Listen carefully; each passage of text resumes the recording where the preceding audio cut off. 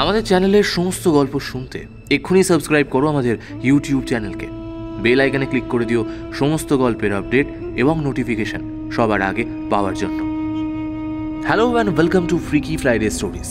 আজ তোমরা শুনবে লেখিকা তনিমা সাহার কলম থেকে একটি ভয়ের গল্প, রক্ত পাথরের নাকছাবি।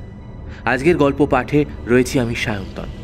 শুনতে থাকো আমাদের আজকের বিশেষ নিবেদন, লেখিকা তনিমা সাহার কলম থেকে একটি ভয়ের গল্প, রক্ত পাথরের নাকছাবি।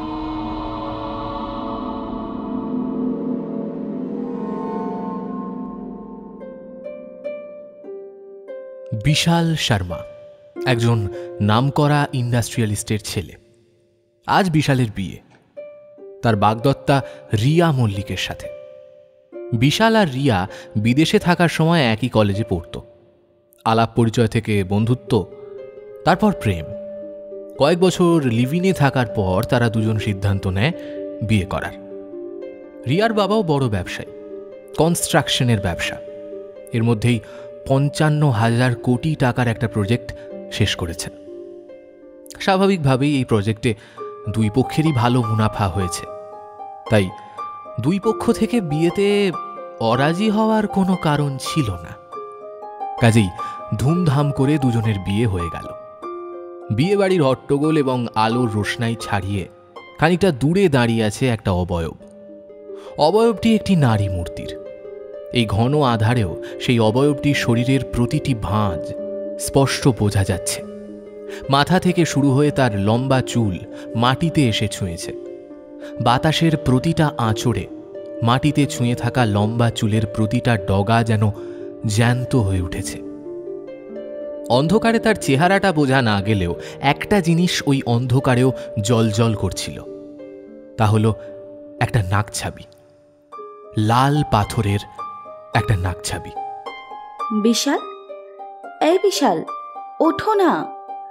আরে কত ঘুমোবে, সন্ধে হয়ে গেল তো। এই দেখো ঘুমিয়েই যাচ্ছে। উফ, এই বিশাল, বিশাল, আরে ওঠো না, সি বিচে যাবে তো। রিয়ার ধাক্কায় ঘুমটা ভেঙে যায় বিশালের। ওরা আজই সবে চাঁদিপুরে এসেছে হানিমুনে। সারাদিন জার্নি করে এসে ক্লান্ত হয়ে দুজনেই ঘুমিয়ে পড়েছিল। রিয়াই আগে উঠে বিশালকে ঘুম থেকে তোলে।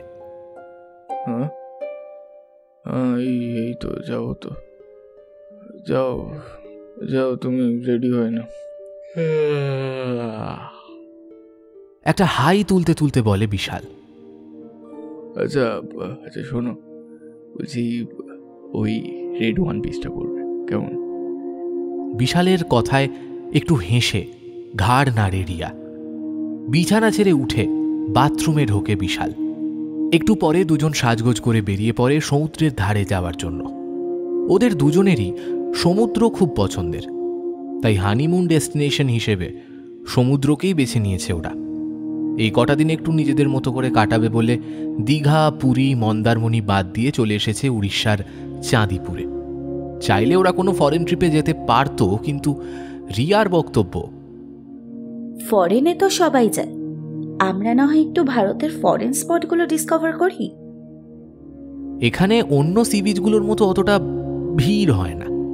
আর তারপর অফ সিজন বলে তো একেবারেই লোকজন নেই এখন। রিয়ার এই সাধারণ চিন্তাভাবনাগুলোই বিশালকে রিয়ার প্রতি আরও আকৃষ্ট করে। কিন্তু কেন জানি বিশালের মা রিয়াকে অতটা পছন্দ করে না। কিন্তু ছেলের ভালোবাসার জন্য নিমরাজি হয়ে বিয়েতে মত দেয়। এই দেখো দেখো, কি সুন্দর একটা ঝিনুক। বলতে বলতে রিয়া ছুটে গিয়ে বালির ওপর থেকে জলে ভেসে আসা একটা ঝিনুক কুড়িয়ে নেয়। ওর কাণ্ড দেখে মিটি মিটি হাসতে থাকে বিশাল। এখানে এসে রিয়া যেন একদম ছোট্ট বাচ্চা হয়ে গেছে। সমুদ্রের জলে লাফিয়ে ঝাঁপিয়ে একসা করছে। সমুদ্রের নোনা জল রিয়ার সমস্ত শরীর ভিজিয়ে দিচ্ছে। পরনের ফ্রকটা সারা গায়ে লেপ্টে গিয়ে বিপজ্জনকভাবে প্রকট হয়ে উঠেছে রিয়ার শরীরের প্রতিটা খাঁজ ভাঁজ। বিশালের মনটা কেমন যেন চঞ্চল হয়ে ওঠে। কিন্তু চারিদিকে পর্যটকরা রয়েছে, খুব বেশি না হলেও তবু ছড়িয়ে ছিটিয়ে গোটা 15-20 জন তো হবেই। প্রাইভেট কাজ পাবলিকলি করতে ভালোবাসে না বিশাল, তাই আপাতত বাকি কথা রাতে হবে না হয়। এই এখন কিন্তু বেশি জলে নামবে না, অন্ধকার হয়ে গেছে। আগামীকাল যখন সকালে আসবো তখন প্রাণ ভরে স্নান করব। রিয়াকে সাবধান করে দেয় বিশাল, কিন্তু বিশালের সাবধানবাণী শুনতে বই গেছে রিয়ার। সে ক্রমাগত আরও গভীর জলের দিকে এগিয়ে যেতে থাকে। অগত্যা বিশালও আর দূরে দাঁড়িয়ে থাকতে পারে না, রিয়ার সঙ্গে ও নেমে পড়ে জলে। মাগো, মাগো, জলে খেলতে খেলতে কখন যে সময় পেরিয়ে গেছে হুঁশ নেই কারোর। হঠাৎ রিয়া চিৎকার করে ওঠে। ওর পায়ে যেন ধারালো কিছু একটা এসে বিঁধে গেছে। কি হলো? এরকম চিৎকার করে উঠলে কেন? দেখি দেখি, এদিকে বসো। রিয়ার চিৎকার শুনে বিশাল ব্যস্ত হয়ে ওঠে। আস্তে আস্তে ওর হাত ধরে টেনে এনে একটা পাথরের ওপর বসায় বিশাল। দেখো তো, কি যেন একটা পায়ে ফুটে গেল। উফ, কি জ্বালা করছে। বিশাল ভাবে হয়তো ভাঙা ঝিনুকের টুকরো জলের মধ্যে ছিল, সেটাই মনে হয় রিয়ার পায়ে ফুটে গেছে। ও রিয়ার পাটা হাতে তুলে পায়ের তলাটা দেখতে থাকে। তখনই ওর চোখে পড়ে ঝিকঝিক করে কি যেন একটা রিয়ার পায়ে বিঁধে আছে। এক টানে সেটাকে ছাড়িয়ে আনে বিশাল। দুফোঁটা রক্ত বেরিয়ে আসে রিয়ার পা থেকে।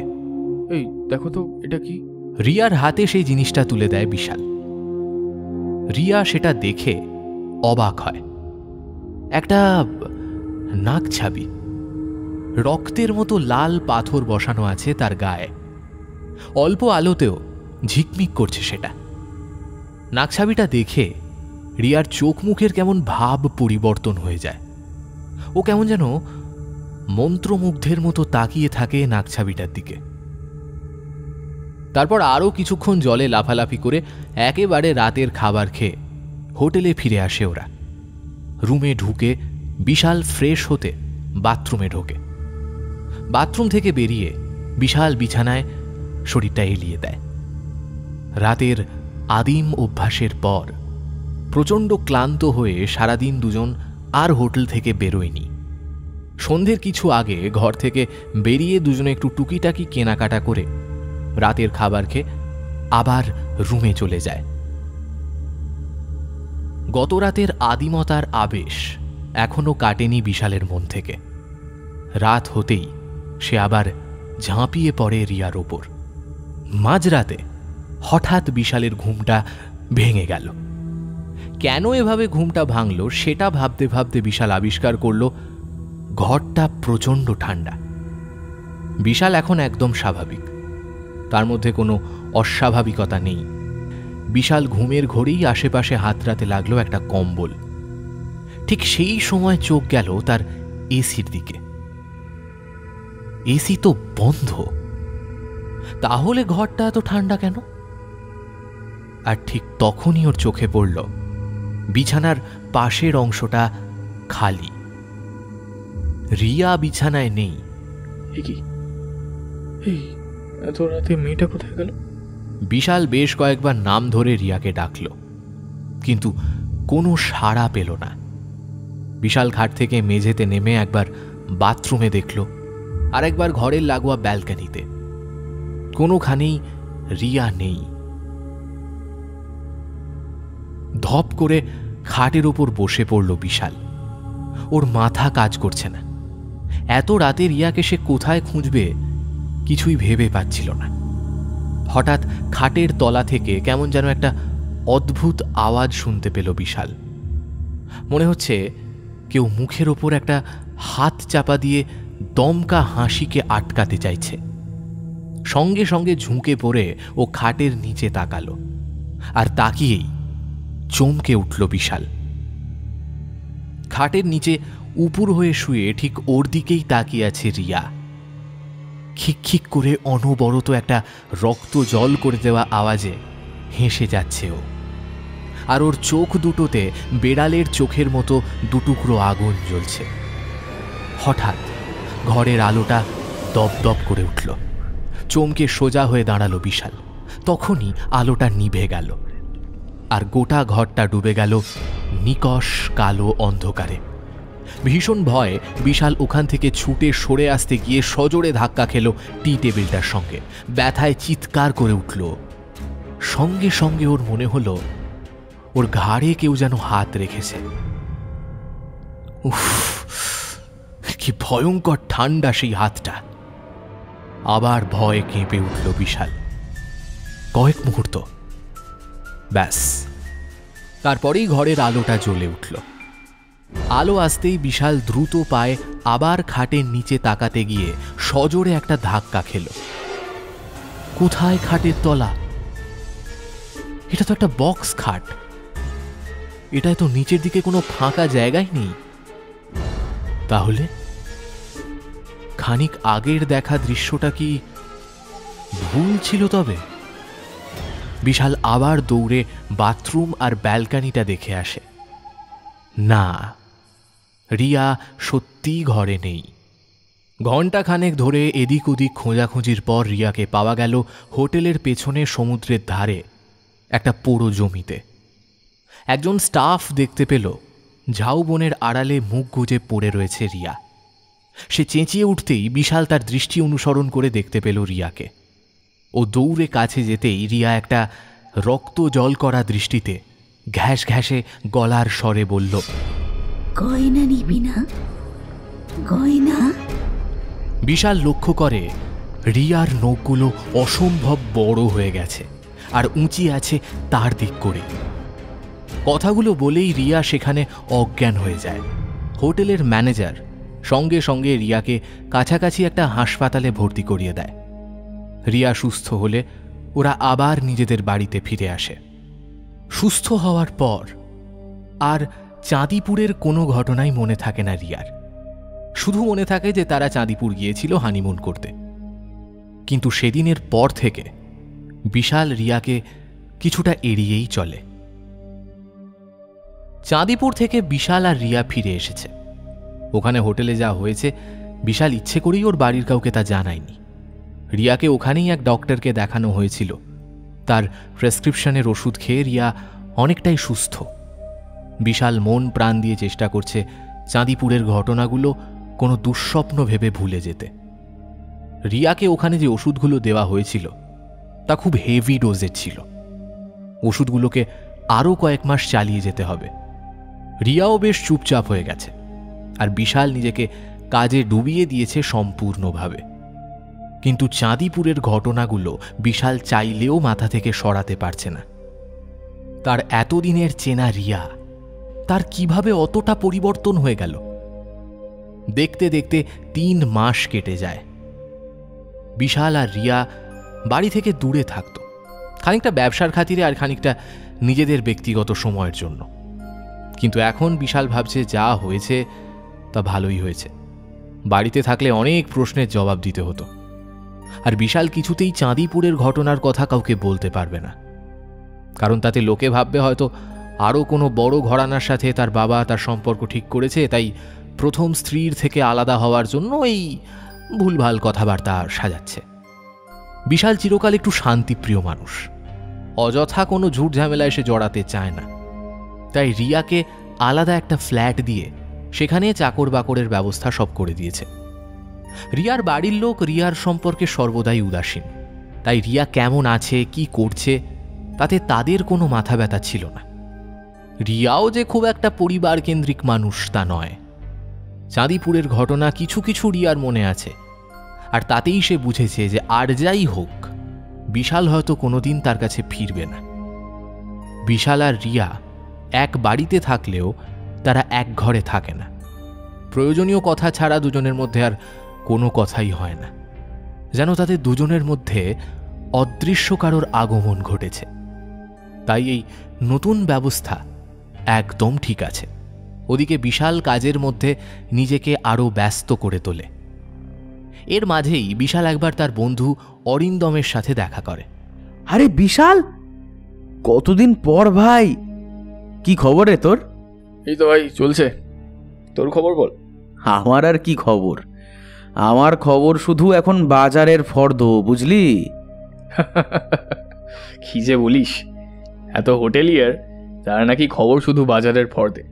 আরে হোটেলিয়ার বলেই তো ফর্দে আটকে আছি ভাই, নয়তো পর্দায় আটকে থাকতাম। বিশালের মনে পড়ে যে অরিন্দমের সিনেমায় কাজ করার ইচ্ছে ছিল, কিন্তু পারিবারিক ব্যবসা এবং পারিপার্শ্বিক চাপে সে তার স্বপ্নটা পূরণ করতে পারেনি। কিন্তু অরিন্দমের পর্দায় আটকে থাকার ব্যাপারটায় বিশাল খুব হাসল। হয়তো বহুদিন বাদেই সে প্রাণ খুলে হাসল। এই তো দেখ না, তোকে হাসতে দেখে কত ভালো লাগছে। আচ্ছা ভাই, মনে হচ্ছে মন টন খারাপ। কি ভাই বল না, আরে বল না কি হয়েছে? বৌদির সাথে কিছু হয়েছে নাকি? না, তেমন কিছু না। হ্যাঁ রে, তোরা তো অনেক বছর লিভ ইনেও ছিলিস, তাই না? হ্যাঁ, 6 বছরের লিভ ইনে ছিলাম। বাবা, 6 বছর? হ্যাঁ, হয়তো সেই কারণেই আর ইন্টারেস্ট নেই। হ্যাঁ, ইন্টারেস্ট নেই? কি পাগলামো বকছিস? তোদের তো এই 1 বছর হয়েছে বিয়ে হলো, তাই না? হয়নি, হবে 2 মাস পর। তুই বরং একটা কাজ কর, বুঝলি, কোথাও থেকে ঘুরে আয়। আচ্ছা, তোর মনে আছে কলেজে থাকার সময় যখন তুই স্ট্রেস ফিল করতিস, তখনই কিন্তু 1-2 দিনের জন্য বেড়াতে চলে যেতিস। কথাটা ঠিকই বলেছিস, আমারও একটু ব্রেক চাই। বেশ, তাহলে সেটাই করো, বুঝলে ভাইয়া? অরিন্দমের সাথে বিশালের পরিচয় সেই নার্সারি বেলা থেকে, তাই বিশাল কিসে ভালো থাকবে সেটা অরিন্দমের জানা আছে। বিশাল অরিন্দমের সাথে দেখা করে বাড়ি আসে। ডিনারটা এখনো বিশাল রিয়ার সাথেই করে। বিশাল মাঝে মাঝে ভাবে এই বিয়েটা না করলেই ভালো হতো। দিব্যি দুজনে লিভিনে ছিল, কি যে মাথার পোকা নড়ল বিয়ে করার। সেখান থেকে সব হিসেব গড়মিল হয়ে গেল। ডিনার করতে বসে বিশালকে অন্যমনস্ক দেখে রিয়া বলল, তুমি কি কিছু বলবে আমায়? রিয়াকে আজকাল দেখতেও কেমন বুড়ি বুড়ি লাগছে, যেন সময়ের আগেই রিয়াকে জোর করে কেউ বয়স্ক বানিয়ে দিচ্ছে। বিশাল সেটা দেখেও দেখে না। আজকাল রিয়ার প্রতি সেই উৎসাহ পায় না সে। রিয়া আরও একবার বলে, কিছু বলবে আমায়? রিয়ার গলায় ক্লান্তির ছাপ। এবার বিশাল বলে, হ্যাঁ, আমি 3 দিনের জন্য বাইরে যাচ্ছি। আচ্ছা, তোমার কিন্তু কোনো অসুবিধা হবে না? চাকর বাকরেরা সব আছে, কোনো অসুবিধা হলে তাদেরকে বলো, কেমন? যথাসম্ভব সংক্ষেপে কথাটুকু সেরে বিশাল ডিনার শেষ করে উঠে পড়ে। আজকাল রিয়ার সামনে বসতেও তার ইচ্ছে করে না। রিয়া শুধু ফ্যাল ফ্যাল করে বিশালের দিকে তাকিয়ে থাকে। রিয়ার শরীরটা বিশেষ ভালো থাকছে না। কেউ যেন ক্ষণে ক্ষণে তাকে ভেতর থেকে শুষে নিচ্ছে। রিয়ার এখন খিদে পায় না, কিন্তু বিশালের সাথে এই রাতের বেলাটুকু ছাড়া আর সারাদিনে একবার দেখাও হয় না। সারাদিনে তাকে একবার দেখার জন্য রিয়া বসে থাকে। রিয়ার কেন জানি না মনে হচ্ছে যে তার সময় ফুরিয়ে এসেছে। ওদিকে এক সন্ধ্যায় বিশাল একটা মাঝারি সাইজের ডাফেল ব্যাগে নিজের প্রয়োজনীয় জিনিস ও জামা কাপড় নিয়ে স্টেশনের উদ্দেশ্যে বেরিয়ে পড়ে। হেভেন অন ল্যান্ড বলে একটা ছোট পাহাড়ি কটেজ। পাহাড়ের এই ছোট ছোট কটেজগুলোয় থাকার অনেক সুবিধে। নিজের মতো করে কিছু একাকী সময় কাটানো যায়, আর খাওয়া দাওয়ারও সুবিধে আছে। স্টেশনে পৌঁছে বিশাল জানতে পারে যে তার এক্সপ্রেস 2 ঘন্টা লেট। ট্রেন লেট শুনে বিশাল প্রচণ্ড বিরক্ত হয়, কিন্তু এখন তো বিরক্তি দেখিয়ে কিছু লাভ নেই। তাই সে চুপচাপ একটা বেঞ্চে খালি জায়গা দেখে বসে পড়ে। পরনের জ্যাকেটটার পকেট থেকে ফোনটা বের করে সোশ্যাল মিডিয়ায় সাইটগুলোয় আঙুল চালায় বিশাল, কিন্তু তাতেও ভালো লাগছে না। আজকাল এই এক রোগ হয়েছে, কিছুই যেন তার ভালো লাগে না। ফোনটা আবার যথাস্থানে রেখে বেঞ্চের উঁচু জায়গাটায় মাথাটা এলিয়ে দেয়। মাথাটা রাখতেই তার ঢুলুনি চলে আসে। হঠাৎ বিশালের নাকে একটা মিষ্টি সুবাস আসে। সুবাসটা আসতেই সে ঝটকা দিয়ে উঠে বসে। চোখ খুলেই সে দেখে তার সামনে দিয়ে একটা মেয়ে হেঁটে যাচ্ছে। বিশাল তাকে শুধু পেছন থেকে দেখতে পাচ্ছে। অদ্ভুত সুন্দর একটা নীল রঙের পাতলা শাড়ি, হাতে ওই একই রঙের খানকতক চুড়ি, কানে লম্বাটে দেখতে দুল, কিন্তু সবচেয়ে যেটা আকর্ষণীয় সেটা হলো তার চুল।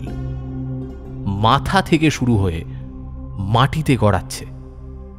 কি সুন্দর উজ্জ্বল কৃষ্ণ কালো চুল। ওই গোছা গোছা চুল নয়, সিল্কি চুল, যা বিশালকে ভীষণ আকর্ষিত করে সব সময়। মেয়েটাকে দেখে বিশালের কেমন একটা ঘোর লেগে যায়। হঠাৎ তার কানে রেলের অ্যানাউন্সমেন্টটা আসে যে তার ট্রেনটা নির্দিষ্ট জায়গায় দাঁড়িয়ে আছে। বিশাল ট্রেনে উঠে দেখে যে কেবিনে তার সিট রয়েছে সেটা ফার্স্ট ক্লাস কেবিন, এবং সেটার মুখোমুখিভাবে দুটো সিট, যার একটা সিটে কেউ চাদর মুড়ি দিয়ে ঘুমিয়ে আছে। বিশাল খুব ক্লান্ত ছিল, তাই সেও খালি সিটটায় বিছানা রেডি করে ঘুমিয়ে পড়ে।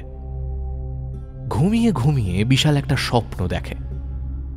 খুব সুন্দর একটা পাহাড়ি গ্রাম, চারিদিকে সবুজে সবুজময়, আর সেখানে রয়েছে একটা জলাশয়। জলাশয়ের ওপর সকালের রোদের প্রতিফলন হচ্ছে। জলাশয়ের টলটলে জলের ধারে বসে আছে এক রমণী। বিশালের নাকে এলো আবারও সেই সুমিষ্ট সুবাস। সুবাসটা নাকে লাগতেই বিশাল ঘুম থেকে জেগে বসল। ঠিক তখনই আধো খোলা চুলে সে দেখল তার কেবিন থেকে ব্যাগ হাতে এক নারী মূর্তি বেরিয়ে যাচ্ছে। ওকে, কোনো চোর নয় তো? কথাটা মনে হতেই বিশালের তন্দ্রা কেটে যায়। চকিতে সামনের দিকে তাকিয়ে দেখে যে সামনের সিটটা খালি, অর্থাৎ যে ছিল সে চলে গেছে। বিদ্যুৎ বেগে বিশালের মনে হলো, আচ্ছা, আমার সহযাত্রী কি ওই মহিলা ছিল? কিন্তু রেলওয়েতে কোনো দুটো সিটের ফার্স্ট ক্লাস কেবিনে অপরিচিত কোনো পুরুষ নারীকে তো একসাথে টিকিট দেয় না। তাহলে যাই হোক, বিশাল বেশিক্ষণ ভাবার সময় পায় না। তার স্টেশন চলে এসেছে, এবার তাকে নামতে হবে। ব্যাগ গুছিয়ে নিয়ে ট্রেন থেকে নামার সময় বিশাল ভাবে, আগে কখনো তো ট্রেনে ঘুমোতেই পারতাম, কিন্তু গত রাতে এত গভীর ঘুমিয়ে পড়লাম কি করে? আর তাছাড়া চাঁদিপুরে রিয়ার ওই ভয়াবহ রূপ দেখার পর থেকে তো আমি ঘুমোতেই পারছিলাম। চোখ বন্ধ করলেই তো রিয়ার ওই ভয়ানক চেহারাটাই বারবার ভেসে উঠত। সেই ফ্যাকাশে চেহারা, ওই বড় বড় নখ, গ্যাস গ্যাসে গলায়। গয়না নেবে না? গয়না নেবে না? উফ, সে কি দৃশ্য! বিশালের তো দুঃস্বপ্ন হয়ে দাঁড়িয়েছিল। তাই তো বেশি করে কাজে নিজেকে ডুবিয়ে রাখত, যাতে সারাদিনের ক্লান্তির জন্য সে একটু হলেও ঘুমোতে পারে। সেখানে ট্রেনের মতো একটা আনকমফোর্টেবল জায়গায় এভাবে অকাতরে ঘুমিয়ে পড়ল। যাক, ভালোই হয়েছে। তার মানে এই ট্রিপটা বেশ ভালোই হবে।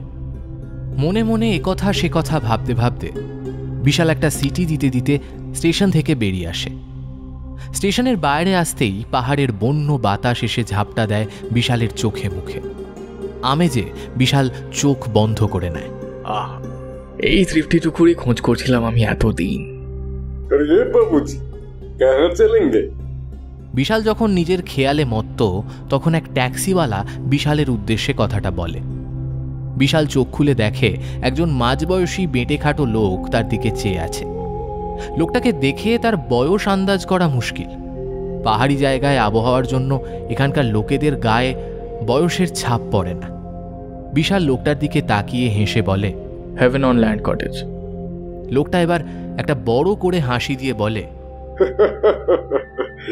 अरे वो तो हमको बहुत अच्छी तरह से मालूम है, चलिए आपको हम पहुंचा देंगे। বিশাল সম্মতি দিয়ে মাথা নেড়ে লোকটা ট্যাক্সিতে চেপে বসে। ট্যাক্সিতে বসে বিশাল বলে, आपका नाम क्या है? লোকটা হেসে বলে, हमारा नाम रजत है बाबूजी। বিশাল গাড়ির কাঁচটা নামিয়ে দিতেই বাইরের হিমেল বাতাস বারে বারে বিশালের শরীর ছুঁয়ে ছুঁয়ে যায়। রজত গাড়ি স্টিরিওতে একটা পাহাড়ি গান চালিয়ে দেয়। বাইরের অসাধারণ সবুজ প্রাকৃতিক দৃশ্য আর পাহাড়ি সুরেলা গানের সমারোহে বিশালের শরীরটা আবেশে জড়িয়ে আসে। আবারও তার ঘোর লেগে যায়। তন্দ্রাচ্ছন্ন হয়ে সে পৌঁছে যায় কোনো এক পাহাড়ি রাস্তায়। পাহাড়ি রাস্তাটা পাকদণ্ডি বেয়ে এঁকে বেঁকে ওপরের দিকে উঠে গেছে। একটা সুরেলা কণ্ঠ কানে আসে তার। মনে হচ্ছে কারো নূপুর থেকে আসছে। নূপুরের ওই ধ্বনিটায় কি যেন ছিল কে জানে। বিশাল কেমন যেন ব্যাকুল হয়ে ওঠে নূপুরের আওয়াজের উৎসে। হঠাৎ তার সারা শরীরে একটা জোর ঝাঁকুনি লাগে, তন্দ্রাটা ভেঙে যায়। চোখ খুলে দেখে রজত তাকে ডেকে যাচ্ছে। বিশালকে জেগে উঠতে দেখে রজত বলে, अरे बाबूजी, बाबूजी, बाबूजी उठिए, बाबूजी, अरे ये बाबूजी। বিশাল একটা অপ্রস্তুত চেহারা বানিয়ে বলে, সরি রজতজি। রজত চোখ মুখ উল্টে বলে, अरे बाबूजी, आपका नींद तो जबरदस्त है एकदम, कब से बुला रहा हूँ, अब तो सुन ही नहीं रहे हैं। বিশাল দেখে সত্যিই একটা পাহাড়ি ছেলে জড়সড় হয়ে দাঁড়িয়ে আছে আর অপেক্ষা করছে তার ঘুম থেকে ওঠার। বিশাল ভারী অপ্রস্তুত হয়ে পড়ে। তার সাথে কি হচ্ছে কে জানে, তার চোখে এত ঘুম আসছে কোত্থেকে। ভাবতে ভাবতে বিশাল রিসেপশনে কথা বলে কটেজের ভেতর পা রাখে। কটেজের ভেতরে যেতেই বিশালের মনটা খুশিতে ভরে উঠল।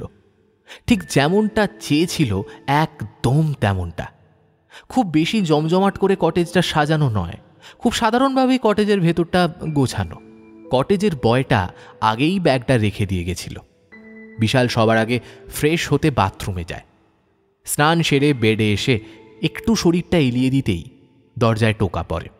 ক্লান্ত শরীরে দরজাটা খুলে দিতেই সে দেখে সেই বয়টা ট্রেতে করে এক কাপ চা, কফি আর স্ন্যাক্স নিয়ে এসেছে। স্ন্যাক্সটা দেখে বিশাল খুব খুশি হলো, কারণ খিদে তার সত্যিই পেয়েছিল, শুধু অবসন্নতার জন্য ক্লান্ত লাগছিল। বয়টা ট্রেটা নিয়ে কটেজের ভেতরে প্রবেশ করল। বাইরে থেকে হিম বাতাস কটেজে ঢুকছিল। বিশাল কটেজের দরজাটা ভেজাতে গিয়েই তার নাকে একটা সুমিষ্ট গন্ধ আসে। ঘাটটা কাত করে সে দেখতে পেল রেল স্টেশনে দেখা সেই নারী মূর্তি, সেই একই গাঢ় নীল রঙের ফিনফিনে শাড়ি, হাতে সেই একই রকম গাছিখানেক নীল রঙের চুড়ি, মাথা থেকে মাটি পর্যন্ত খোলা লম্বা সিল্কি চুল। কিন্তু এবার যেটা নতুন সংযোজন হলো তা হলো নূপুরের সুর। ট্যাক্সি দিয়ে কটেজে আসার সময়ও এই একই রকম একটা সুরেলা সুর তার কানে এসেছিল। এই গন্ধটা নাকে আসলেই বিশাল কেমন একটা বিহ্বল হয়ে পড়ে। মাথাটা ঘুরিয়ে সে বয়কে ওই নারী মূর্তি সম্পর্কে জিজ্ঞেস করতে যাবে, কিন্তু তার আগেই কোত্থেকে এক ঝাঁক মেঘ এসে পুরো জায়গাটাকে ঢেকে দিল। বিশাল খানিকটা হতাশ হয়ে দরজাটা বন্ধ করে বয়কে জিজ্ঞেস করে, सॉरी रजत जी, कब आंख लग गया समझ ही नहीं आया। ऐसा हम लोग कॉटेज पहुंच गए। কথাটা জিজ্ঞেস করেই সে বুঝল যে বয়টা কথা বলতে পারে না, কারণ সে ইশারায় বোঝালো যে এমন কোনো মেয়ে এখানে গেস্ট নেই। তাহলে এই মেয়েটাকে? अच्छा, इधर कोई साड़ी पहनी हुई औरत गेस्ट होके आई है क्या? ভাবতে ভাবতে বিশাল পায়ে পায়ে কটেজ থেকে বেরিয়ে এলো। সকালের আলো তখন পড়ে এসেছে, আর কিছুক্ষণের মধ্যেই সন্ধে নেমে যাবে। কিছুটা এগোতেই সে আবার ওই মনোহারিণীকে দেখতে পায়। কটেজ থেকে কিছুটা দূরেই ছোট পাইন বন আছে। পাইন বনের কিছুটা তফাতে বাঁ দিক দিয়ে একটা ঢালু জমি। পাইন বনটা যেখান থেকে শুরু হয়েছে সেখানের একটা বড় পাইন গাছের ধারে হেলান দিয়ে ঢালু জমিটার দিকে মুখ করে দাঁড়িয়ে আছে সেই নারী। বিশাল যেখানে দাঁড়িয়ে আছে সেখান থেকে নারী মূর্তিটির শুধু একটা দিক দেখা যাচ্ছে। সম্মোহিতের মতো বিশাল এক পা দুপা করে নারীটির দিকে এগিয়ে যায়। মন্ত্রমুগ্ধের মতো সে দেখতে থাকে ওই নারীকে। ঢালু জমি থেকে সামনের অনেকটা জায়গা ফাঁকা, সেখান থেকে বয়ে আসছে শীতল বাতাস।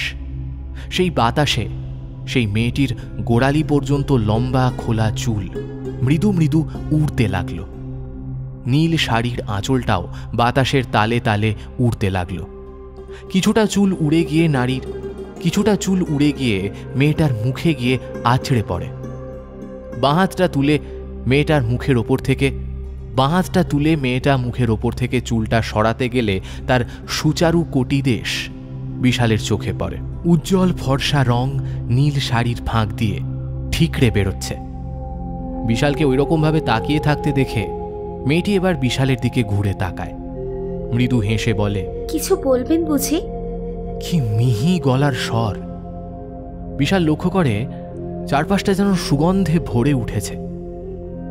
তাহলে কি এর থেকেই সুগন্ধটা বেরোয়?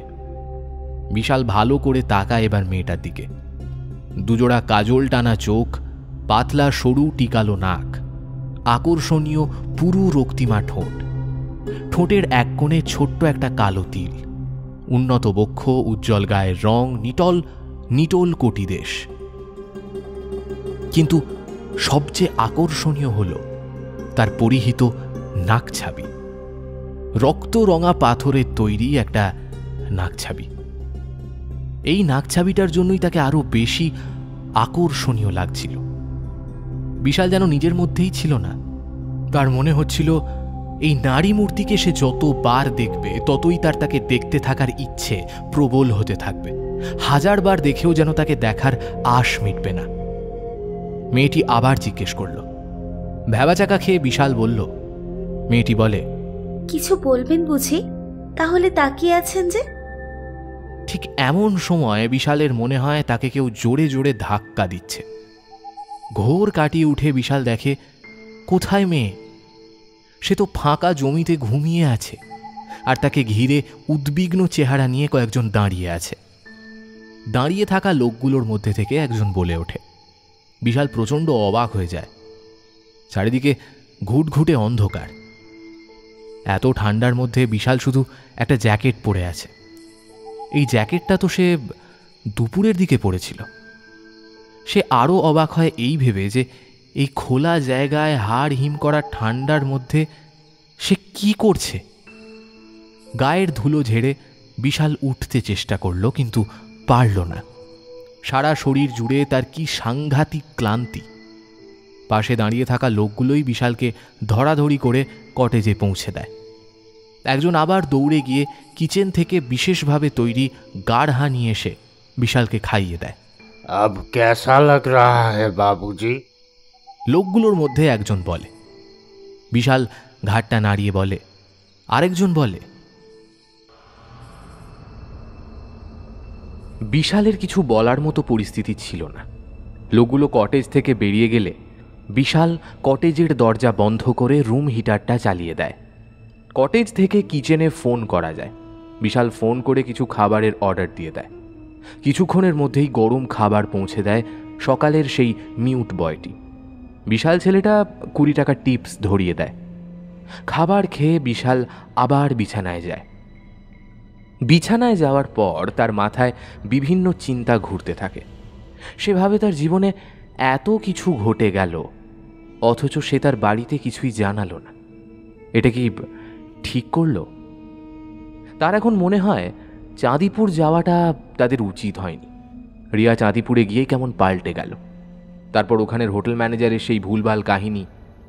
বিশাল পরে বাড়ি ফিরে খোঁজ নিয়েছিল যে ওই হোটেলে কখনো কোনো কাপল এখানে থেকেছিল কিনা, যেখানে হাজব্যান্ড তার ওয়াইফকে গয়নার লোভে গলা টিপে মেরেছিল কিনা, কিন্তু এমন কোনো খবর সে পায়নি। আর রিয়া, সে তো পুরো মেন্টাল পেশেন্টের মতো হয়ে গেছে।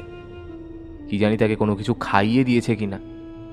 বিদেশে লিভিনে থাকার সময় ওরা কত ভালো ছিল, কত আনন্দ করত। বাড়ি ফিরে রিয়া দিন দিন কেমন মিইয়ে যেতে লাগে। সে একা হাতে সবটা সামলেছে, দুই পরিবারের কাউকে কিচ্ছু জানতে দেয়নি। কিন্তু আর তো সে চাপতে পারছে না।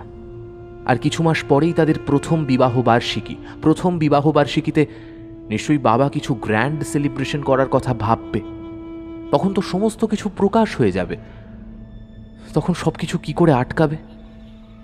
বিশাল মনে মনে সিদ্ধান্ত নেয় যে যাই হয়ে যাক না কেন সে বাড়িতে সবটা জানাবে। বিশালের শরীর মন দুই অবসন্ন ছিল, তাই এত কিছু ভাবতে ভাবতে ক্লান্তিতেই চোখ বুজে এলো তার। পরদিন বিশালের ঘুম ভাঙল একদম সকালে। আবারও নাকে আসে সেই সুগন্ধটা। শর্মা নিবাসে বিশালের বাবা বিজয় শর্মা আর মা আরতি শর্মা সকালের জলখাবার খেতে খেতে কথা বলছিলেন। আচ্ছা, অনেকদিন তো হলো, বাবুর কোনো খবর নেওয়া হয়নি। আরতি, বাবুকে এখন একটু ছেড়ে দাও। বিয়ে করেছে, ব্যবসার কাজে ব্যস্তও তো থাকতে পারে। সে তো বুঝলাম, কিন্তু কদিন পরেই তাদের প্রথম বিবাহ বার্ষিকী। রিয়ার সাথেও তো 2 মাসের ওপর হলো কথা হচ্ছে না, ফোন করলেও ধরছে না। ওহো আরতি, আরে ওদের নতুন সংসার, একটু গুছিয়ে নিতে দাও। হ্যাঁ, আমি তো সেটাই ভেবেছিলাম, তাই তো বিশেষ কিছু ভাবিনি। কিন্তু 2 মাসের মধ্যে একবারও ফোনটা না ধরা আমার কাছে ঠিক মনে হচ্ছে না গো। ওহ আরতি, তুমি তো টিপিক্যাল মিডিল ক্লাসদের মতো কথা বলছো, যারা সকালে বিকেলে হ্যাঁ মা কি করছো, কি খেলে, এইসব বিরক্তিকর প্রশ্ন করে, এইসব বলে খোঁজ নেয়। ভুলে যেও না তোমার স্টেটাস কি। সে সবই তো বুঝলাম, কিন্তু আমার মনটা না বড্ড খুঁতখুত করছে গো। আমি বরং একবার অনন্ত মহারাজজিকে ডেকে আমাদের সবার কুষ্টিটা দেখিয়ে নি। সে দেখিয়ে নিতেই পারো, ব্যবসায় কতটা মুনাফা হবে, আর নতুন যে প্রজেক্টটা ভাবছি সেটা কবে শুরু করব সেই সব নিয়ে বিচার করে নেওয়া যাবে। কথাটা বলেই বিজয় শর্মা উঠে চলে যান। এখন তিনি স্নান করেই বেরিয়ে যাবেন, ফিরবেন সেই রাতে। আরতি বিজয়ের চলে যাবার পথের দিকে তাকিয়ে একটা দীর্ঘশ্বাস ফেললেন। বিজয় চিরটা কাল এমনটাই, ব্যবসা মুনাফা ছাড়া কিচ্ছু বোঝে না। বিশালের বিয়েটাও করালেন ওই মুনাফার কথা ভেবেই। আরতি জানতেন যে বিশাল আর রিয়া লিভ ইন করছে। রিয়াকে তার ভালো লাগতো না, পছন্দ করতেন না এমন নয়, কিন্তু তার মনে হতো বাড়ির বউ হিসেবে রিয়া একদম উপযুক্ত নয়। রিয়ার সাথে বিশালের লিভ ইনে থাকাতে আরতির কোনো আপত্তি ছিল না, কারণ ওদের বিয়ে হয়নি, তাই ওদের ভাগ্যের মিলন হয়নি। গান্ধর্ব মতে ওটা বিয়ে হলেও মন্ত্রপাঠ ভিন্ন, বিয়ে শুদ্ধ হয় না, তাই রিয়ার উপস্থিতি বিশালকে প্রভাবিত করতে পারেনি। ওরা শুধু একসাথে আছে, যেমন পৃথিবীতে আর 5টা মানুষ একসাথে থাকে তেমনই। কিন্তু তাদের বিয়ের পরেই সব কেমন ওলট পালট হয়ে গেল। বিয়ের 15 দিনের মধ্যেই বিশাল আলাদা হয়ে গেল, তাও ফোনে কথা হতো, এখন তো সেটাও হয় না। আরতি এই বিষয়গুলো নিয়ে যতটা বিচলিত, বিজয়ের তো এসব নিয়ে কোনো হেলদোলই নেই। আরতি ভাবে, বিজয় কি সত্যি মানুষ না মেশিন? অনন্ত মহারাজকে ডেকে আরতি এসব কথাই বলছিলেন। সব শুনে অনন্ত মহারাজ বলেন, দেখো মা, আমি তোমাকে আগেই বলেছিলাম এই বিয়ে সুখকর হবে না, কিন্তু তোমরা আমার কথা শুনলে না। আমাদের আসল সম্পদ কিন্তু ধন সম্পদ নয়, আমাদের আসল সম্পদ আমাদের সন্তানরাই। তারা সুস্থ থাকলে, সুরক্ষিত থাকলে সুখের উৎপত্তি হয়, সম্পদের সমাহার থাকে। কিন্তু তোমার স্বামী তো শুধু অর্থের প্রতি আসক্তি, সেখানে আমার কথা কি তার বোধগম্য হবে? আরতি ফুঁপিয়ে উঠে বলে, আপনি কিছু করুন মহারাজ, আমার মনটা বড় খুগাইছে। আগামীকাল মৌনী অমাবস্যা আছে, আমি আগামীকালই হোমে বসবো, দেখি কি হয়। মহারাজ চলে গেলেও আরতির চোখ মুখ থেকে আতঙ্ক যায়নি, বরং তা আরও চেপে বসেছে। কারণ এতদিন পর্যন্ত বিশাল বা রিয়ার ফোন রিং হলেও এখন সুইচ অফ বলছে। আরতি সিদ্ধান্ত নিলেন যে বিজয় যাই কিছু বলুক না কেন, তিনি 2 দিন পরেই যাবেন বিশালের অ্যাপার্টমেন্টে। আপনি কিছু করুন মহারাজ, আমার মনটা বড় খুগাইছে। पता नहीं रे विधु, पहले दिन जब वो आए थे तब तो मैं ही गया था उनके लिए कॉफी और स्नैक्स लेकर। अच्छा, फिर क्या हुआ? फिर वो बाहर कुछ दिखा के इशारों में कुछ पूछ रहे थे, लेकिन मुंह से एक शब्द भी नहीं बोला। मुझे लगा वो शायद बोल नहीं सकते, इसीलिए इशारों में बातें करते हैं। आज अगर दरवाजा ना तोड़ते तो पता नहीं क्या कांड हो जाता। ठीक बोल रहा है तू, पता नहीं कैसे मेरा माथा खनका और मैं कॉटेज के मालिक को बुला के लाया। अभी तो हॉस्पिटल लेकर गया है, देखो क्या होता है। अच्छा, उनके घर वालों को खबर दिया कि नहीं? कैसे देंगे खबर? हाँ, कोई पता ठिकाना हो तब ना। বিজয়ের বেরিয়ে যাওয়ার পরেই আরতি আসে বিশালের নতুন অ্যাপার্টমেন্টে। অ্যাপার্টমেন্টের বাইরে দাঁড়িয়ে অনেকবার বেল টেপেন আরতি, কিন্তু কেউ এসে দরজা খোলে না। সন্দেহ হয় আরতির, ঘরের চাকর বাকররা কোথায় গেল। অ্যাপার্টমেন্টের একটা এক্সট্রা চাবি ছিল আরতির কাছে, সেটা দিয়ে দরজা খুলে ভেতরে ঢুকতেই প্রচণ্ড আতঙ্কিত হয়ে পড়ে আরতি। বাড়ির ভেতরে ধুলো বালিতে ভর্তি, ভেতর থেকে একটা উৎকট গন্ধ ভেসে আসছে। বিশালের এই অ্যাপার্টমেন্টটা নিজের হাতে সাজিয়েছিলেন তিনি। হাজির কি অবস্থা হয়েছে! ভেতরে ঘরগুলো থেকে পলেস্তারা খসে পড়ছে, জায়গায় জায়গায় ঝুলকালিতে ভর্তি। মাত্র 1 বছরের মধ্যে একটা নতুন কেনা ইন্ডিপেন্ডেন্ট অ্যাপার্টমেন্টের এত সাংঘাতিক দুরবস্থা কি করে হতে পারে? সেটা আরতি বুঝতে পারছিলেন না। তবে এইটুকু তিনি বুঝতে পারলেন যে তার মনের শঙ্কাটা অকারণে ছিল না। সঙ্গে সঙ্গে তিনি বিজয়ের নাম্বারটা ডায়াল করেন, কিন্তু কি মনে হতে তিনি বিজয়ের নাম্বারটা ক্যান্সেল করে অনন্ত মহারাজের নাম্বারটা ডায়াল করেন। ফোনে তিনি যথাসম্ভব এখানকার পরিবেশটা বর্ণনা করলেন। সমস্ত অবস্থাটা শুনে অনন্ত মহারাজ আরতিকে সাবধান করে বলে দিলেন, ভুল করেও মা 1 পা ভেতরে ফেলবে না, ওই জায়গাটাই অশুদ্ধ হয়ে গেছে। আমি আসছি এক্ষুনি, আমাকে ঠিকানাটা দাও, আমি আসছি। আর ততক্ষণ পর্যন্ত তুমি ওই মন্ত্রটা জোরে জোরে জপ করতে থাকো। এই বলে তিনি একটা মন্ত্র বলে দিলেন আরতিকে। প্রায় ঘণ্টাখানেক পর অনন্ত মহারাজ তার 2 শিষ্যকে নিয়ে এলেন। আরতি তখনও মহারাজের দেওয়া মন্ত্রটাই জপ করে যাচ্ছিলেন। অনন্ত মহারাজ ইশারায় তাকে সরে যেতে বলে শিষ্যদের কিছু একটা নির্দেশ দিলেন। তারপর তারা ওই একই মন্ত্র জপ করতে করতে নিজেদের ঝোলা থেকে একটা নারকেল বের করে তার চারপাশে একটা পুজোর সুতো জড়াতে জড়াতে অ্যাপার্টমেন্টের ভেতরে প্রবেশ করল। তারা 3 জন পুরো অ্যাপার্টমেন্টটা প্রদক্ষিণ করে তার 3 কোণে নারকেল 3টে রেখে দিলেন। এরপর ইশারায় তিনি আরতিকে ভেতরে ডাকলেন। আরতি ভেতরে ঢুকলে তিনি বললেন, কতদিন এখানে আসুনি? আরতি ভয়ার্ত স্বরে বলে, মহারাজজি, এইটা আমার ছেলে বিশালের অ্যাপার্টমেন্ট। বিয়ের পর থেকে বিশাল আর রিয়া এখানেই থাকতো। আমি বলেছিলাম যে আলাদা থাকার প্রয়োজন কি, কিন্তু বিশাল বলল যে ওর নিজের ক্ষমতায় নিজের বাড়ি বানাতে চায়। বিশাল তো ছোট থেকেই এমন, আপনি জানেন। ওর নিজের ক্ষমতায় যেটা পারবে সেটাই নেবে। আর বিশালের বাবাকে তো আপনারা চেনেনই। কিন্তু কিন্তু মহারাজজি, আমার বিশাল কোথায়? আর রিয়া, সেই বা কোথায় মহারাজজি? অনন্ত মহারাজ তখন শিষ্যদের বলে প্রত্যেকটা ঘর খুঁজে দেখতে। শিষ্যরা খুঁজতে খুঁজতে একটা ঘরের সামনে এসে চিৎকার করে মহারাজকে ডাক দেয়। মহারাজের পেছন পেছন আরতিও সেই স্থানে উপস্থিত হয়ে ওই ঘরের দৃশ্য দেখে আতঙ্কে চিৎকার করে ওঠে। আরতি অ্যাপার্টমেন্টে ঢোকার সময় যে দুর্গন্ধটা পেয়েছিল সেটা এই ঘর থেকেই আসছিল। ঘরের মধ্যে একটা অস্থি চর্মসার মানুষ বিছানায় শুয়ে আছে। দেখে মনে হচ্ছে মানুষটি এক বৃদ্ধা, কিন্তু এই অ্যাপার্টমেন্টে বৃদ্ধা কোত্থেকে আসবে? আরতি নাকে কাপড় চাপা দিয়ে পায়ে পায়ে এগিয়ে যান বৃদ্ধার দিকে। বৃদ্ধাকে এক ঝলক দেখেই আরতি আরেকটা চিৎকারে কাঁদতে কাঁদতে বলে, মহারাজজি, মহারাজজি, তো রিয়া, তাই তো? আরতিকে কথাটা শেষ করতে না দিয়ে মহারাজ বললেন। আরতি চোখের জল মুছতে মুছতে মাথা নাড়িয়ে সম্মতি জানায়। তারপর ফোঁপাতে ফোঁপাতে বলে, কিন্তু কিন্তু মহারাজজি, এটা কেমন করে হলো? একটা বাচ্চা মেয়ে নিমেষে কি করে বুড়িয়ে গেল? আমার তো মহারাজজি মাথায় কিছুই ঢুকছে না। আমি রিয়ার বাবা মাকে কি বলবো?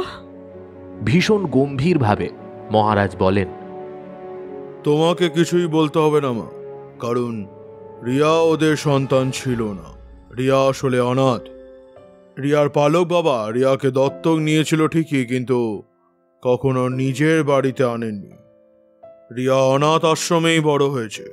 শুধু মাসে মাসে তার দেখাশোনার জন্য অনাথ আশ্রমের কর্তৃপক্ষের কাছে রিয়ার নামে টাকা চলে যেত। আরতি আচম্বিত হয়ে বলল, হয়তো সেই কারণেই বিয়ের দিন আমাকে তাদের ব্যবহারটা এতটা অবাক করেছিল। মহারাজ বলেন, আমি গতকাল হোমে বসেছিলাম, তাই সবটা জানতে পেরেছি। সবার আগে একে হাসপাতালে ভর্তি করতে হবে। এরপর তিনি শিষ্যদের উদ্দেশ্যে বলেন, এনাকে হাসপাতালে ভর্তি করার জন্য ব্যবস্থা করে দাও। শিষ্যরা কিছুক্ষণের মধ্যেই রিয়াকে নিয়ে চলে যায়। এদিকে অনন্ত মহারাজ কমণ্ডলু থেকে মন্ত্রপুত জল দুর্বাঘাসের ডগায় নিয়ে ছিটিয়ে দিতে দিতে সারা বাড়ি শুদ্ধ করে দেন। ওদিকে হাসপাতালে এমার্জেন্সিতে রিয়াকে ভর্তি করা হয়। আরতি রিয়ার মা বাবাকে ফোন করার চেষ্টা করে, কিন্তু কেউই ফোনটা ধরে না। কিছুক্ষণের মধ্যেই একজন ডক্টর হন্তদন্ত হয়ে ছুটে আসে। এই ডাক্তারটি অনন্ত মহারাজের পরিচিত। কি সাংঘাতিক মহারাজজি, আমি আমার এত বছরের প্র্যাকটিসে পেশেন্টের এত ভয়াবহ অবস্থা দেখিনি।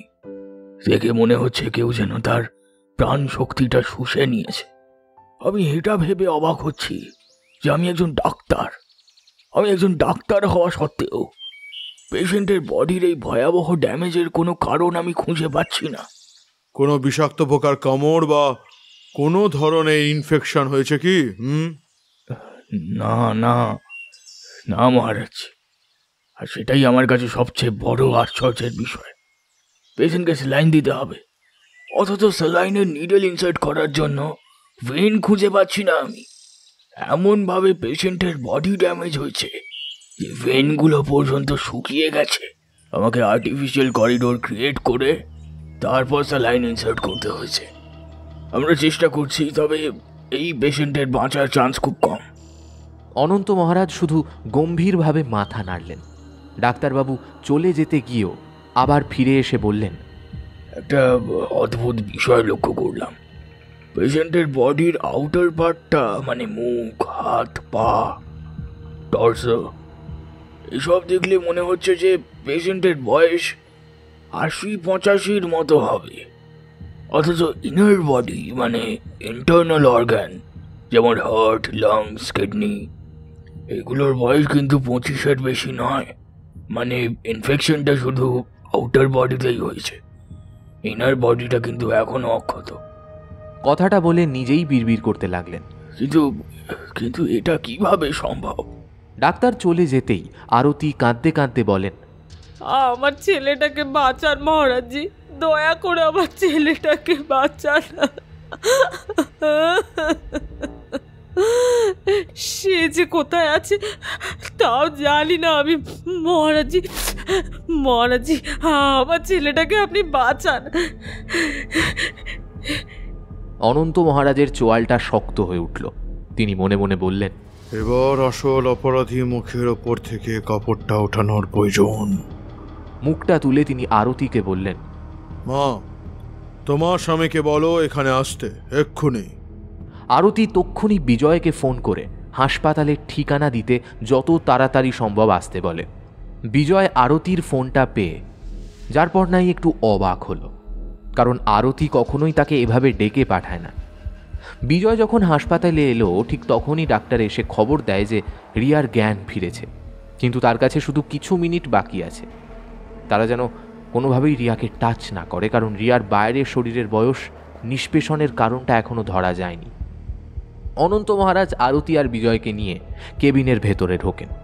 রিয়াকে একটা স্বচ্ছ আবরণের মধ্যে সম্পূর্ণভাবে ঢেকে রাখা হয়েছে।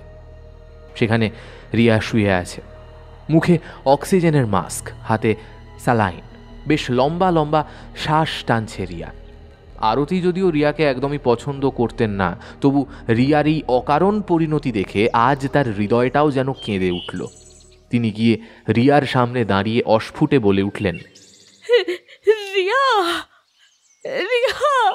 রিয়া ক্লান্ত দুটো চোখ খুলে দেখে তার সামনে আরতি, বিজয় আর একজন গেরুয়া বসন পরিহিত লোক দাঁড়িয়ে আছে।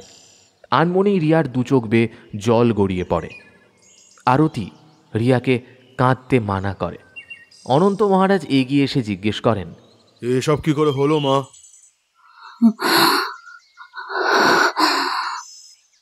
পিশাচিনী, স্বপ্ন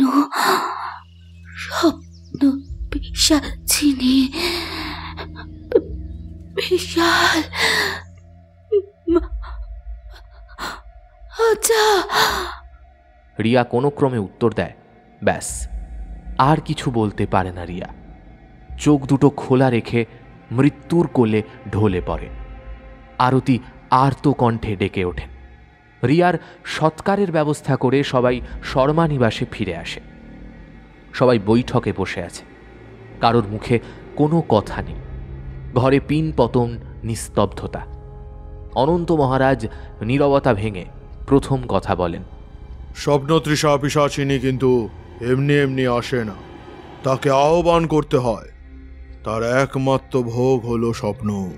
হ্যাঁ, যে স্বপ্ন আমরা দেখি সেই স্বপ্ন। আমাদের জীবনে যে সমস্ত স্বপ্ন থাকে সেই স্বপ্নকেই এই পিশাচিনী নিজের খাদ্য হিসাবে নেয়। এই কি ভুলভাল কথা বলছে? ওর থেকে এইসব গাঁজাখুরি গল্প সাজিয়ে আনেন। আমার স্ত্রীকে ভুলভাল বোঝাতে পারছেন বলে আপনি আমাকেও ভুলভাল বুঝিয়ে দেবেন এমনটা ভেবে নেবেন না কিন্তু। হঠাৎ বিজয় শর্মা চিৎকার করে ওঠেন। অনন্ত মহারাজ দৃঢ় অথচ শান্ত কণ্ঠে বলেন, বিজয়বাবু, আমি যে ভুলভাল কথা বলছি না সেটা কিন্তু আপনিও জানেন, আর এই স্বপ্নতৃষা পিশাচিনীর কথাটা আপনি খুব ভালো করেই জানেন। আপনার আজকের এই বিশাল ব্যবসার ভিত কি? হ্যাঁ, এই ভিত হলো অনেক অনেক যোগ্য পরিশ্রমী মানুষের স্বপ্ন। তাদের স্বপ্নকে স্বপ্নতৃষা পিশাচিনীকে ভোগে চড়িয়ে আপনি আপনার সাফল্য সিঁড়ি রচনা করেছেন। বিজয় আবার ফুঁসে উঠে বলতে গেলে আরতি গর্জে ওঠে, তুমি স্বার্থপর, আমি এটা জানতাম, কিন্তু তুমি যে এতটা নিষ্ঠুর হবে এটা আমি জানতাম না। আর তোমার জন্য আমার ছেলের কোনো ক্ষতি হয় তাহলে তুমি নিজের সর্বনাশের জন্য অন্য কাউকে দায়ী করো না। বিজয় শর্মা স্তব্ধ হয়ে গেলেন আরতির এই রূপ দেখে। এ কোন আরতিকে দেখছেন সে? ঘটনার গম্ভীরতায় বিজয়ের মুখ থেকে কোনো কথা বেরোয় না। অনন্ত মহারাজ বলতে শুরু করলেন, পিশাচ বৌদ্ধ ও হিন্দু পৌরাণিক কাহিনী অনুসারে মাংস ভক্ষণকারী দানব। পিশাচ হলো অশুভ সত্তা, যাকে প্রায়শই মন্দের প্রকাশ হিসাবে উল্লেখ করা হয়েছে। এই পিশাচেরই নারী রূপ হলো পিশাচিনী। মহাভারত অনুসারে আদি পিশাচ ছিল ব্রহ্মার সৃষ্টি। মহাকাব্যটি সত্তার বিভিন্ন ব্যাখ্যা প্রদান করে, যার মধ্যে রয়েছে কুবের বা ব্রহ্মার দরবারে বাস করা এবং এর বাসস্থানে দেবতার উপাসনা এবং শিব ও পার্বতীর পূজা। পিশাচদের বর্ণনা করা হয়েছে যে তারা ঘটোৎকচের পক্ষে কর্ণের বিরুদ্ধে যুদ্ধ করেছিল, কিন্তু তারা কৌরবদের সেবা করত বলেও কথিত আছে। তারা আলবুনসার রথের ঘোড়া হিসাবে কাজ করেছিল। ক্রোধ অথবা দক্ষ কন্যা বিচ্চার হিসাবে বর্ণনা করে। তাদের ফুটে যাওয়া শিরা এবং প্রসারিত লাল চোখ হিসাবে বর্ণনা করা হয়েছে। তাদের নিজস্ব ভাষা আছে বলে মনে করা হয়, যা পৈশাচী নামে পরিচিত। তারা কশ্যপ ও ক্রোধওয়াসের পুত্র, দক্ষের কন্যাদের মধ্যে একজন। অন্ধকারের মতো পিশাচ এবং ঐতিহ্যগতভাবে ভূত ও বেতালের মতো অন্যান্য দানবদের সাথে ভূতুরে শ্মশান হিসাবে চিত্রিত করা হয়েছে। পিশাচদের আকৃতি পরিবর্তন করা এবং ইচ্ছে মতো যে কোনো রূপ ধারণ করার ক্ষমতা থাকতে পারে এবং অদৃশ্যও হতে পারে। তারা মানুষের শক্তি খায়, কখনো কখনো তারাও মানুষের অধিকারী হয় এবং তাদের চিন্তা ভাবনা পরিবর্তন করে এবং ভুক্তভোগীরা বিভিন্ন ধরনের অসুস্থতা ও উন্মাদনার মতো অস্বাভাবিকতা আক্রান্ত হয়।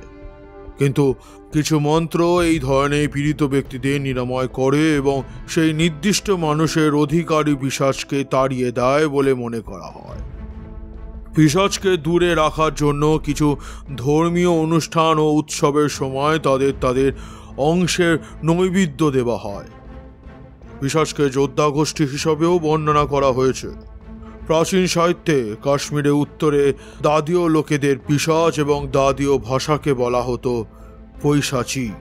তারা প্রজাপতি কাশ্যপের বংশধর বলে কথিত আছে। একটু থেমে অনন্ত মহারাজ একটা তাচ্ছিল্যের হাসি হেসে বলেন, কি বিজয়বাবু, আমি ঠিক বলছি তো? বিজয় শর্মা তখন কিছু বলার অবস্থায় নেই। সে মাথা ঝুঁকিয়ে এক কোণে বসে আছে। তিনি জানেন যে তিনি কত সাংঘাতিক অন্যায় করেছেন এবং নিজের পক্ষ নিয়ে বলার জন্য বিন্দুমাত্র জায়গা তার নেই। হেভেন অ্যান্ড ল্যান্ড কটেজ হাউসগুলোর মালিক গৌরব তামাংয়ের কাছে সমস্ত জরুরি পরিষেবার ব্যবস্থা করা থাকে। 19 নম্বর কটেজের দায়িত্বে ছোটু নামে যে বয়টা ছিল, সে আজ সকালে এমন একটা খবর দিল যে কটেজ ব্যবসায় এতদিনের অভিজ্ঞতার পরেও গৌরব কিং কর্তব্য বিমূঢ় হয়ে দাঁড়িয়ে পড়ল। কিছুটা সময় নিয়ে অবস্থা বিবেচনা করে কটেজের 2 জন স্টাফকে নিয়ে দরজা ভেঙে 19 নম্বর কটেজে ঢুকে বার করে আনা হলো শহর থেকে আসা বিশাল শর্মাকে। তাড়াতাড়ি লোকাল ডাক্তারের সাহায্যে কাছাকাছি একটা হাসপাতালে বিশালকে ভর্তি করা হলো।